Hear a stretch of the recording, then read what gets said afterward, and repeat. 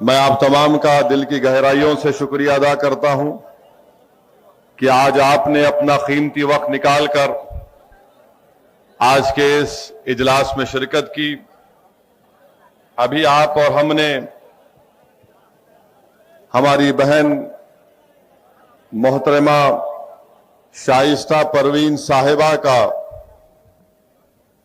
अतीक साहब का लिखा हुआ पैगाम हमने सुना और हमने ये भी सुना कि हमारी बहन की आवाज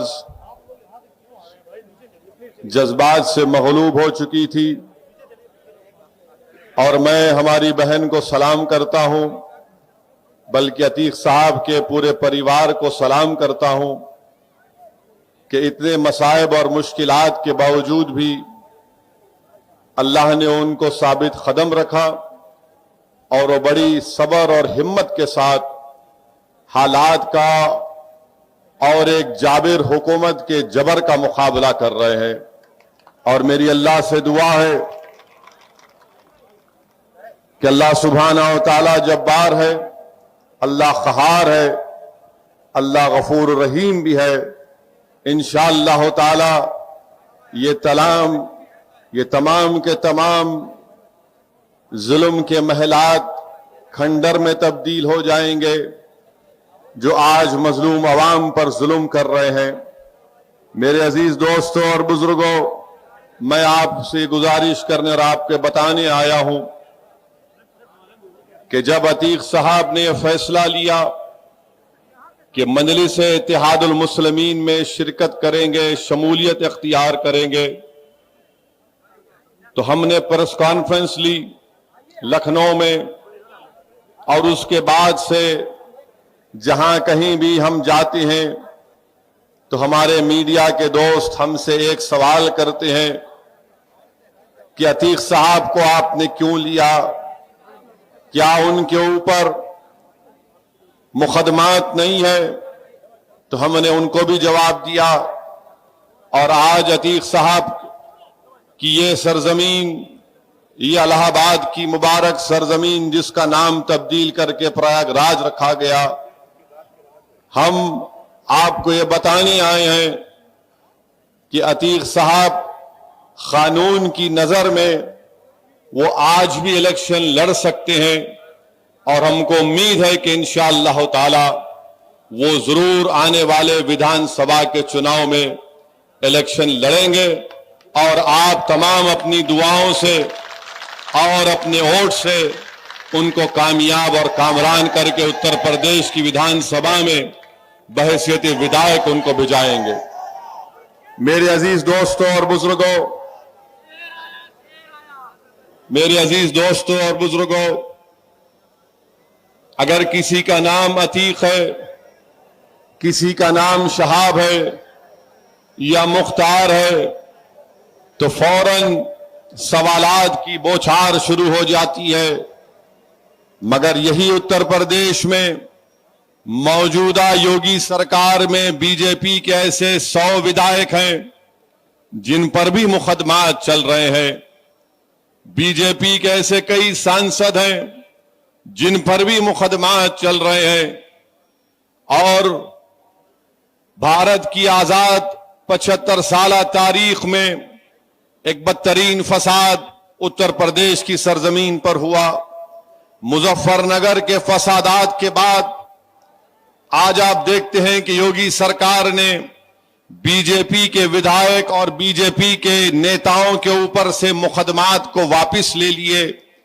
इस पर मीडिया में कोई गुफ्तगू नहीं की जाती, बल्कि खुद योगी आदित्यनाथ ने बहैसियत मुख्यमंत्री ने अपने ऊपर एक केस को विड्रॉ कर लिया और दूसरे केस को चलाने की इजाजत नहीं दी। बीजेपी की एक सांसद है मध्य प्रदेश से, उन्होंने बड़ा अनाप शनाप कहा उस हेमंत करकरे के बारे में जिसने पाकिस्तान से आए हुए टेररिस्ट, आतंकवादी, दहशतगर्दों से मुकाबला करते हुए मुंबई की सरजमीन पर अपनी जान की अजीम कुर्बानी दी। उसके ताल्लुक से बीजेपी की वो सांसद बददुआ देती है हेमंत करकरे को। नाथुराम गोडसे जो भारत की आजाद तारीख का पहला दहशतगर्द है, उसको अपना हीरो कहती हैं। आज मीडिया इस पर खामोश बैठा हुआ है। मेरे अजीज दोस्तों और बुजुर्गों, योगी सरकार ने अतीक साहब के कई घर को तुड़वा दिया, कई लोगों की तस्वीर लगा दिए, मगर हम मुख्यमंत्री से पूछना चाहते हैं कि जब आपने तस्वीर उन लोगों की लगा दी तो जरा उन नेताओं की तस्वीर भी लगा देते आप, जिनके खिलाफ आपकी सरकार ने तमाम क्रिमिनल केसेस को वापस लिया।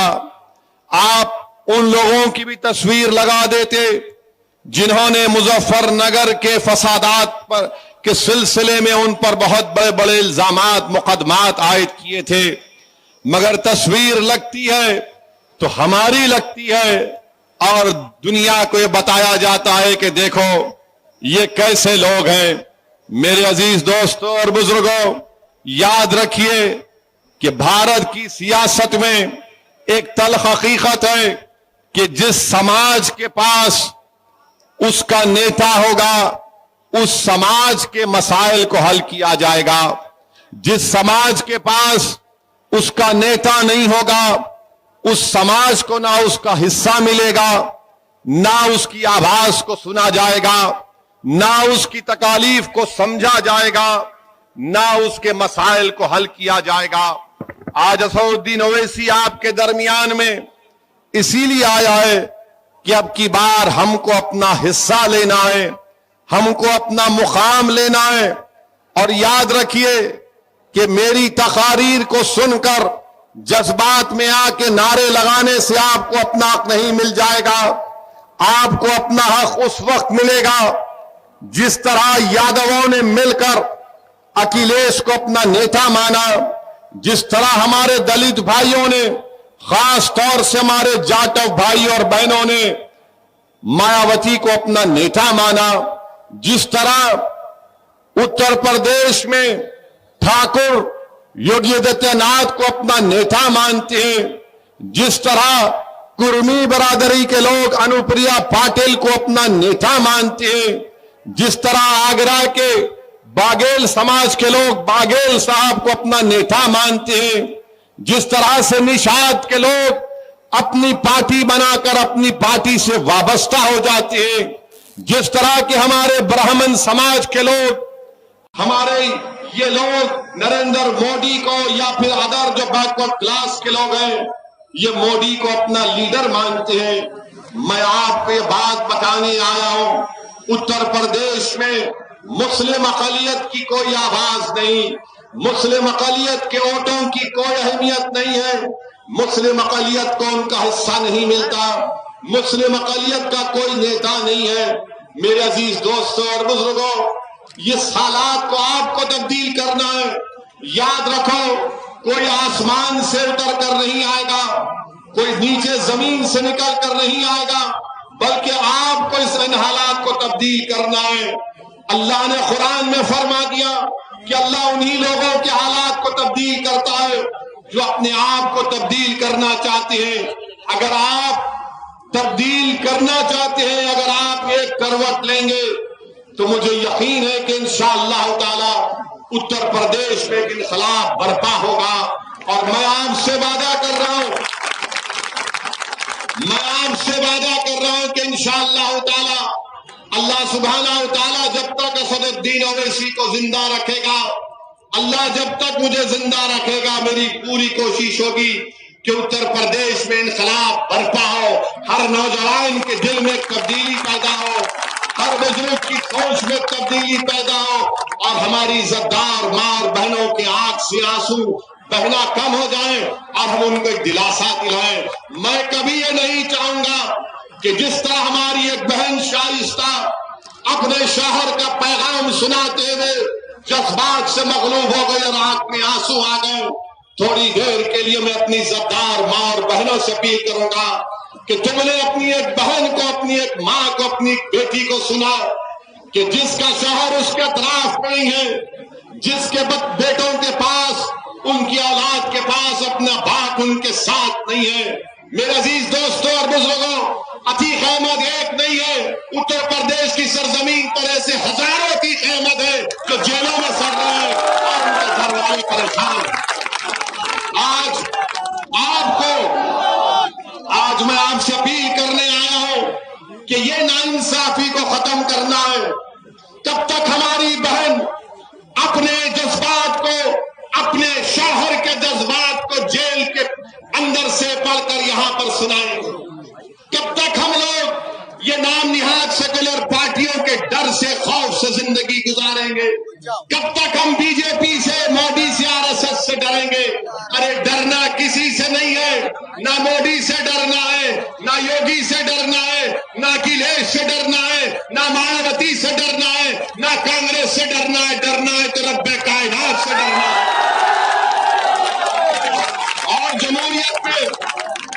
और जमहूरियत में भारत के संविधान ये कहता है कि किसी को डरना नहीं है। भारत का संविधान जिसको बाबा साहिब अम्बेडकर ने बनाया, बाबा साहिब ने कहा कि जो वक्त का हुक्मरान होता है उसको जनता से डरना है। आज हालात उल्टे हो चुके हैं। जनता को डराया जाता है, गरीबों को डराया जाता है, मजलूमों को डराया जाता है, महिलाओं को डराया जाता है, कमजोरों को डराया जाता है, मुसलमानों को डराया जाता है, दलितों को डराया जाता है, आदिवासियों को डराया जाता है। अब ये डर डर कर, घुट घुट कर जिंदगी नहीं गुजारेंगे। इस डर को तोड़ेंगे, उम्मीद पैदा करेंगे और अपने हक के लिए लड़ेंगे। ये पैगाम मैं आपको देने के लिए आया हूं। मेरे अजीज दोस्तों और बुजुर्गों,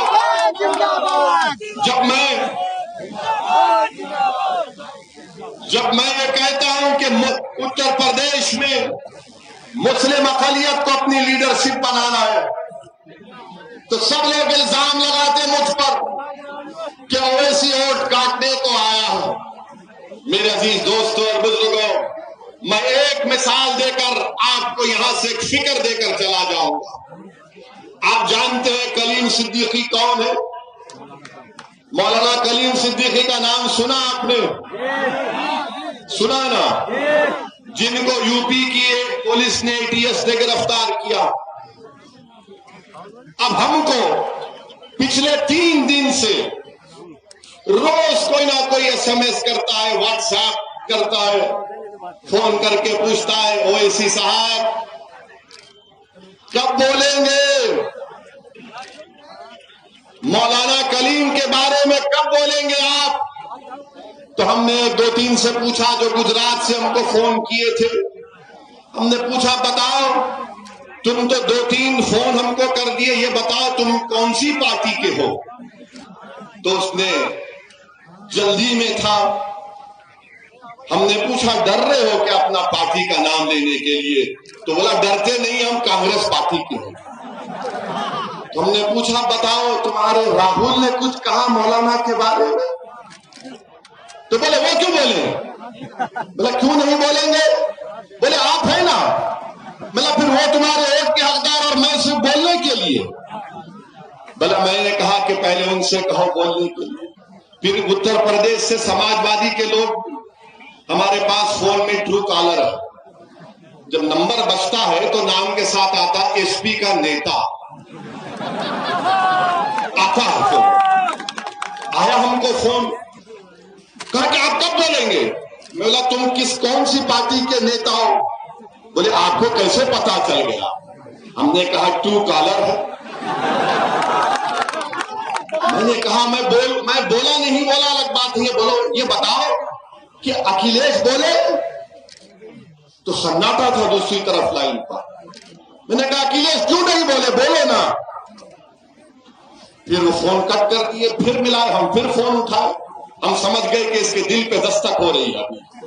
हम बोले बताओ अब क्या बोलेंगे?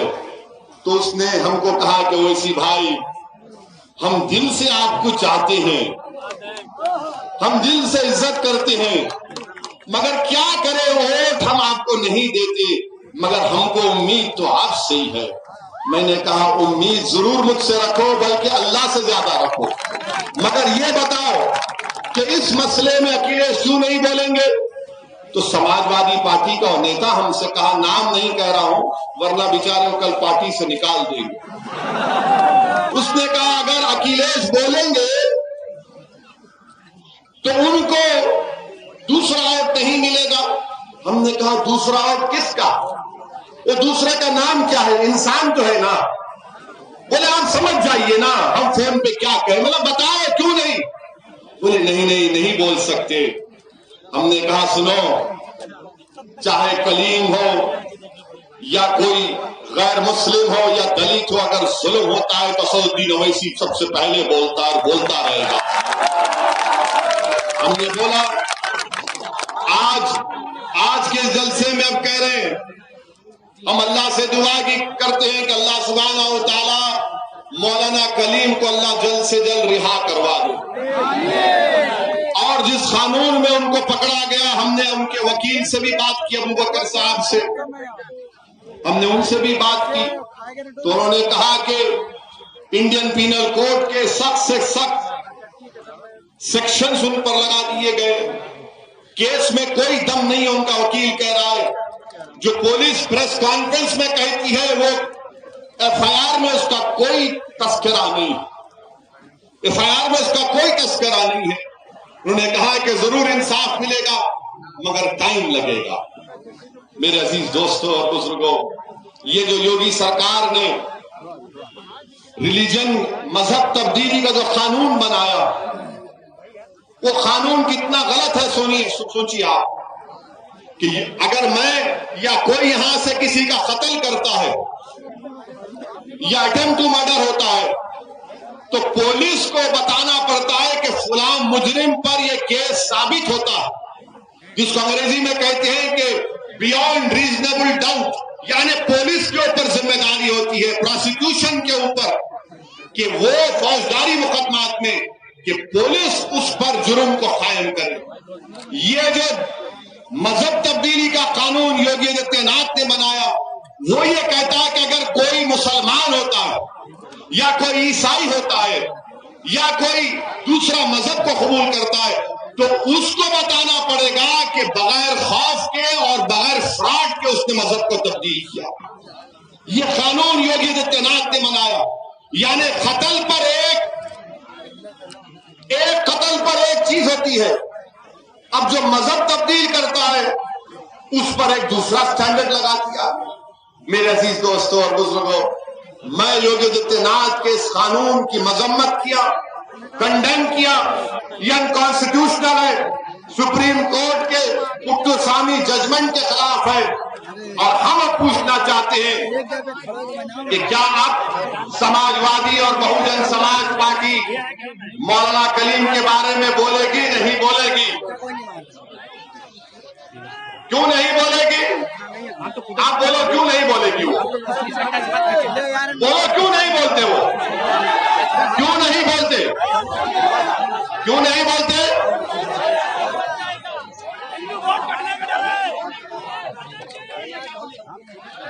क्यों नहीं बोलते?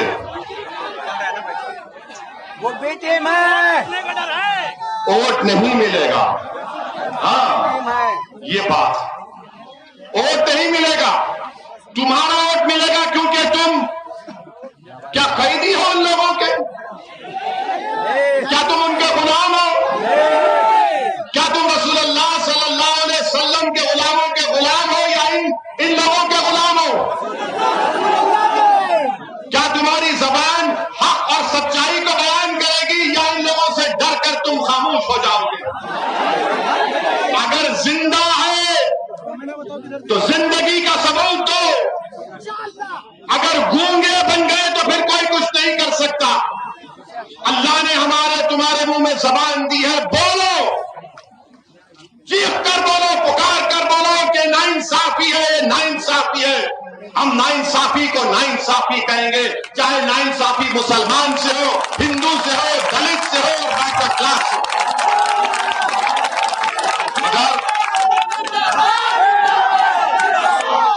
सुनिए, अरे शेर आ गया, खड़ा हुआ है ना, सुनो।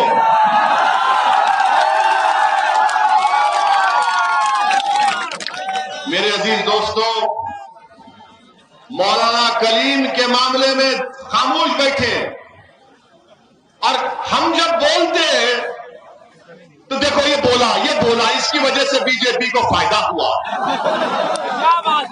अब बोलो, ये मसले में बीजेपी को फायदा हो रहा है या सच्चाई को बयान किया जा रहा है?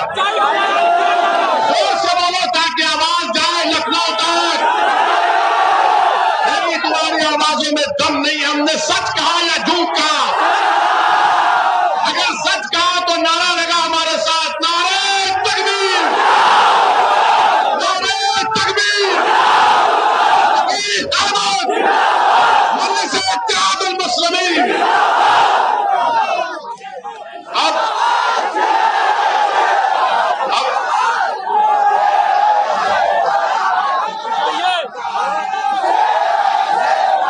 क्या होगा? सुनिए, हम आपको बता रहे हैं अब कल क्या होगा या शाम तक क्या होगा। ये समाजवादी पार्टी में ये जो हमारे मीर जाफर, मीर सादिक बैठे हुए हैं ना, जो अभी तक चूड़ियां पहनकर बैठे हैं, मैंने महिलाओं के खिलाफ नहीं, मैं मर्दों से कह रहा हूं। चलिए चूड़ियों का जिक्र नहीं करते, बल्कि खामोश बैठे हैं। अब शाम से मीडिया को बुलाएंगे, आइए हमारा बयान लीजिए, हम मौलाना के साथ है, हम मौलाना के साथ है। हम जब बोल दिए तो वहां से अखिलेश का और बहन जी का फोन जाएगा, बोलो ना, वो इस टोपी वाला बोलकर गया, तुम लोग बोलते नहीं हो। तो बोलेंगे भैया बहन जी, हम आपके आदेश का इंतजार कर रहे थे। जब इलाहाबाद से हमारा सांसद या विधायक जीतेगा, जुल्म होगा तो आदेश की नहीं, पूछा जाएगा क्यों नहीं बोले अब तक। ये फर्क है मजलिस में। मेरे अजीज दोस्तों और बुजुर्गों, इसीलिए हमने इसीलिए हमने एक दिन खामोश बैठकर देखा कि कोई तो बोलेगा, कोई नहीं बोलता, हमको ही बोलना पड़ता है। हमको एहसान नहीं कर रहे, बल्कि अल्लाह का शुक्र अदा कर रहे हैं कि अल्लाह ने हमको मुकाम दी, इज्जत दिया, और अल्लाह ने बोलने की ताकत दी। अल्लाह सुब्हानहू व तआला। मेरे अजीज दोस्तों और बुजुर्गों, आने वाले असेंबली के चुनाव में आपको अपने वोट को सही इस्तेमाल करना है। हमने कह दिया कि हमारी कोशिश यही होगी कि इंशाअल्लाह ताला उत्तर प्रदेश में दोबारा बीजेपी की और योगी की सरकार ना बने। क्या हमारे साथ है? उत्तर प्रदेश में मजलिस को बिगाड़ों पर कामयाब करेंगे, हमारे साथ है, हमारी साथ है। जब आप सबका साथ रहेगा तो इज्तिमाई तौर पर मेहनत की जाएगी।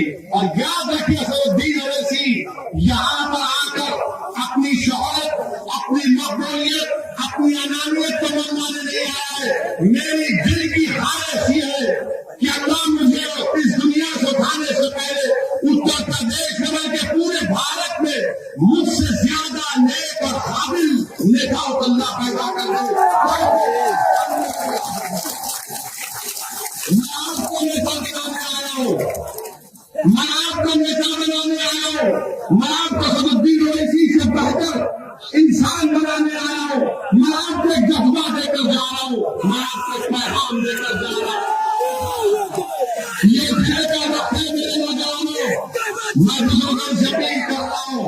ये खेल का वक्त है, ये फसल काटने का वक्त है, ये बीज बोने का वक्त नहीं है। याद रखो, ये फसल काटने का वक्त है, बीज बोने का वक्त नहीं है। ये डरने का वक्त नहीं है, ये डरने का वक्त नहीं है, ये बेदार होने का वक्त है। उठो ख्वाबे गफलत से। अरे 60 साल से हमको धोखा देते रहे।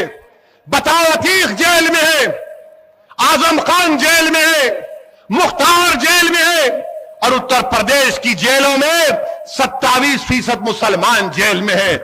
क्या हमको इसके बावजूद भी नहीं तब्दीली पैदा करेंगे? क्या हम नहीं उठेंगे? कब उठोगे? कि जब कयामत आएगी। कब उठोगे बताओ? आज ये वक्त उठने का है। बेखौफ होकर अपने वोट का इस्तेमाल करो। मजलिस के हक में अपने वोट का इस्तेमाल करिए। यकीनन फिरका परस्ती को हराना है, मगर फिरका परस्ती को हराने का मतलब यह नहीं है कि हमारे बच्चे, हमारे वालिद, हमारे बुजुर्ग जेलों में सड़ते रहें। फिरका परस्त को भी हराएंगे, योगी को भी हराएंगे और इंशाअल्लाह 24 में मोदी को भी हराएंगे इंशाअल्लाह। मेरे अजीज दोस्तों और बुजुर्गों, आप जानते हैं गैस के सिलेंडर की कीमत कितनी हो गई? 14 लीटर के गैस के सिलेंडर की कीमत कितनी है?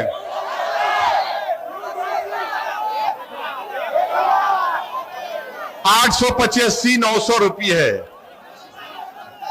मोदी जी दे रहे हैं आपको, योगी दे रहे हैं, मगर क्या बोल रहे हैं? योगी जी को जाकर किसी ने कहा, मुख्यमंत्री जी गैस, यो मोदी से जाकर कहा उत्तर प्रदेश में गैस का सिलेंडर 885 रुपये 900 रुपये हो गया।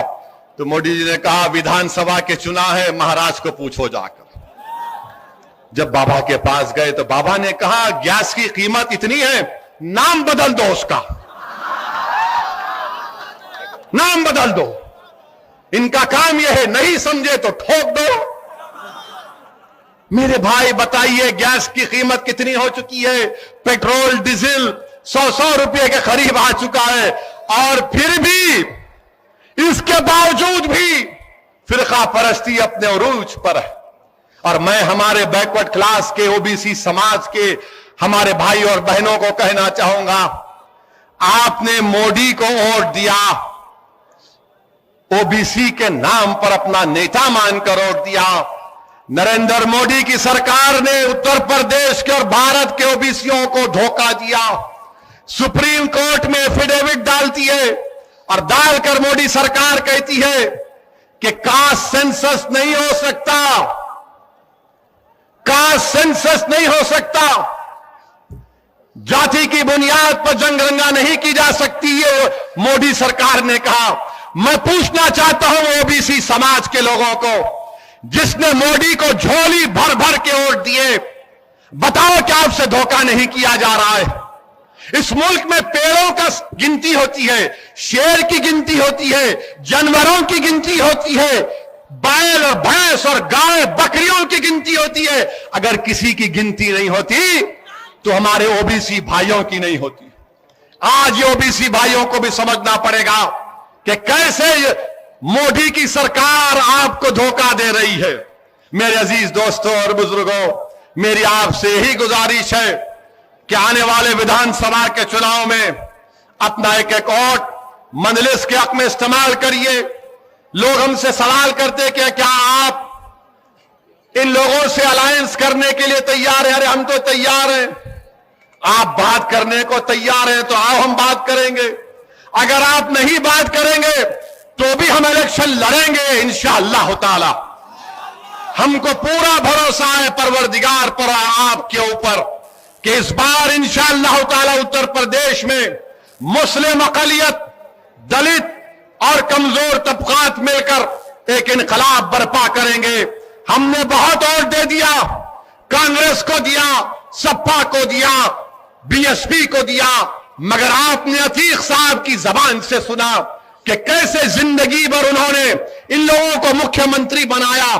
एक नहीं, एक एक परिवार के 2-2 लोगों को बनाया और बनाने के बाद आज मसाइब और मुश्किलात में उनको डाल दिया गया। मेरे अजीज दोस्तों और बुजुर्गों, पूरे एतमाद के साथ आने वाले चुनाव में मजलिस के हक में अपने वोट का इस्तेमाल करिए। अभी तकरीर आदि किया हो, जब विधानसभा का चुनाव होगा उसको पूरी करूंगा आकर इंशाअल्लाह ताला। तो आपसे रुखसत चाहते हैं। बहुत बहुत शुक्रिया। वाखिर दावन अल्हम्दुलिल्लाहि रब्बिल आलमीन।